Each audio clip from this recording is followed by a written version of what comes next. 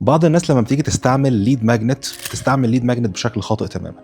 اللي هو يعمل مثلا كتيب مجاني وبعد كده يبعت مجموعة من الإيميلات للناس اللي سجلت في الكتيب المجاني، وما يكونش فيه هدف واضح للمفروض ايه يحصل بعد كده، او يعملوه بشكل تاني غلط اللي هو في مسار واضح بعد كده، اللي هو انت خدت كتيب مجاني تعالى اشتري بقى مني عرض هاي تيكت، او انت خدت حاجة مجانية تعالى ادفع لي بعد كده $3000. شايفة هنا الفجوة قد ايه؟ ان عميل ما كانش دافع اي حاجة وبعد كده بطلب منه يدفع لي حاجة هاي تيكت، في فجوة هنا في النص. فالليد ماجنت مهم، بس الطريقة اللي الناس بتستعمله بيها هي اللي غلط. المفروض لما تيجي تستعمل ليد ماجنت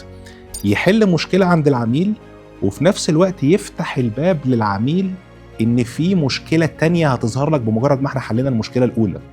وان انا ببيع لك حاجة تانية ممكن تكون سعرها قليل تحل لك المشكلة اللي بعدها،